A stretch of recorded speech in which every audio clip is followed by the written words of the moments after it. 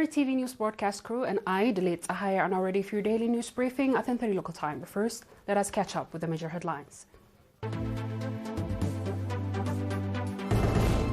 Festival of Asmara College of Education concluded. Vocational training to female members of the Western Command.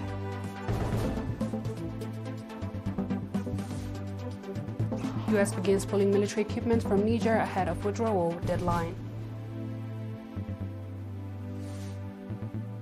And Russia's Lavrov and Chinese counterpart Wang met in the sidelines of BRICS.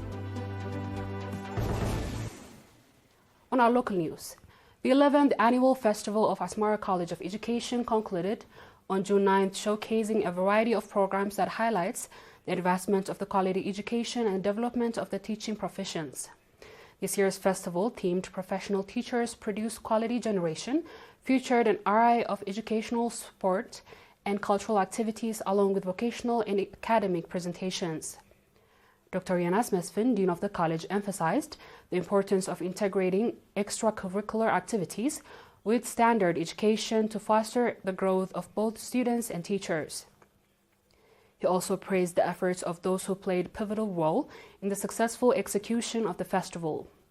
Mr. Abrahale Asafo, the representative of the National Union of Eritrean Youth and Students at the college, highlighted the festival's role in promoting competitiveness and facilitating the exchange of experience among students as well as their discovering their talents. The event also included the presentation of awards to winners of various competitions.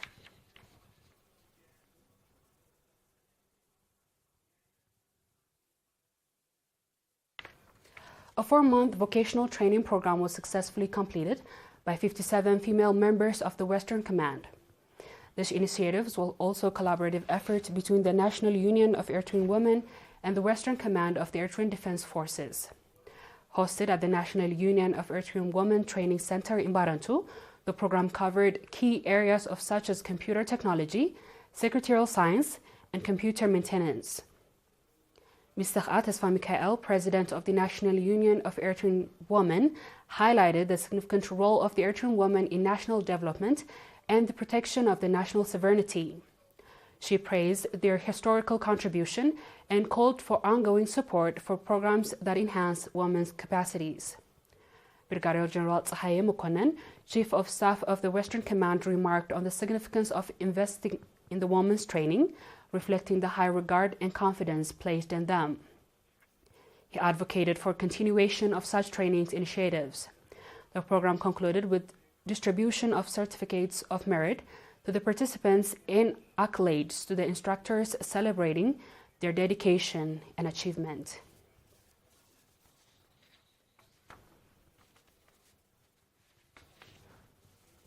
Potable water project has been put in place in Ad Mansur, Safra administrative area in the southern region. Mr. Abdullah Amreddin, administrator of Safra administrative area, said that the project that was put in place at a cost of 400,000 nakfa will alleviate water supply problems to over 270 families and called on the residents to conduct regular follow-up for its safety and sustainability. Mr. Habtai Tesfazgi, administrator of Ad Ayahsab zone, highlighted the community's previous challenge, noting that locals had to travel long distance for water and essential for both personal and the livestock. He congratulated the residents for becoming beneficiaries of potable water supply from their vicinity. The viewers will be back with the international news shortly. Stay tuned.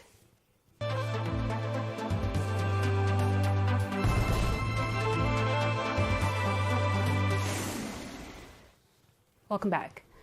The U.S. began pulling military equipment and additional personnel out of Niger on Friday after waiting months for a ruling military junta to approve U.S. military fighters into the country. The U.S. Department of Defense and the Department of the National Defense of the Republic of Niger announced on Saturday. The news comes ahead of a September 15 withdrawal deadline agreed by the two countries.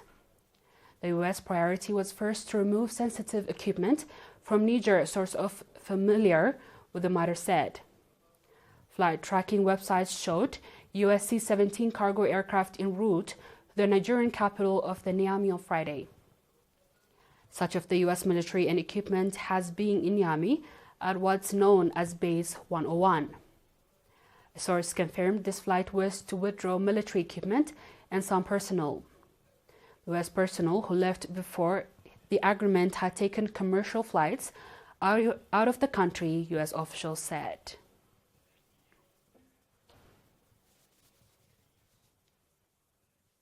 On our last news, Russian Foreign Minister Sergei Lavrov hosted Chinese counterpart Wang Yi for talks on Monday, June 10th, on the sidelines of BRICS foreign ministers meeting hosted by Russia in the city of Nizhny Novgorod. According to the Russian Foreign Minister press release, Lavrov and Wang discussed issues related to further development of BRICS, including ideas to allow for cessions of new countries to the group. President Vladimir Putin, speaking last Friday, June 7th, at Russia's biggest annual economic forum in St. Petersburg, said Moscow would work with its foreign partners with the framework of BRICS to increase the use of the national currencies in foreign trade settlements. Russia is due to host a summit of leaders of the countries of the BRICS group in autumn.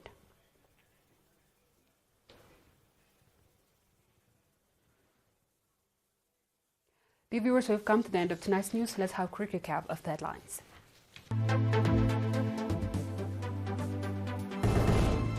Festival of Asmara College of Education concluded. Vocational training to female members of the Western Command.